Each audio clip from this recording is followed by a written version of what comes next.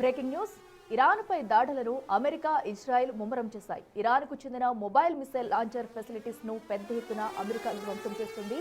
Operation ప్రారంభమైనప్పటి నుండి ఇరాన్కు చెందిన సుమారు 300 క్షిపణి ప్రయోగ కేంద్రాలను అమెరికా, ఇజ్రాయెల్ జాయింట్ గా ధ్వంసం చేశాయి.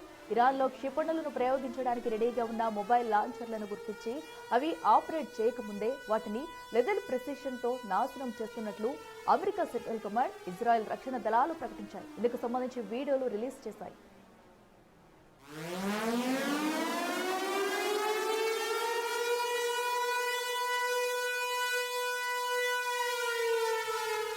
ఈ దాడులు కేవలం లాంచర్లకే పరిమితం కాకుండా మిసైల్ ప్రొడక్షన్ ఇన్ఫ్రాస్ట్రక్చర్ ఫెసిలిటీస్, నిల్వ కేంద్రాలు, కమాండ్ కంట్రోల్ సెంటర్లపై కూడా జరుగుతున్నాయి. ఇరాన్ బాలిస్టిక్ క్షిపణి వ్యవస్థలను నిర్వీర్యం చేయడం ద్వారా అమెరికా దాని మిత్ర దేశాలపై జరిగే ముప్పును తగ్గించేలా స్టెప్ తీసుకుంటున్నారు. ఇరాన్ మిసైల్స్ ప్రయోగించకుండా అన్ని ఆప్షన్లను క్లోజ్ చేసే పనిలో అమెరికా ఉంది.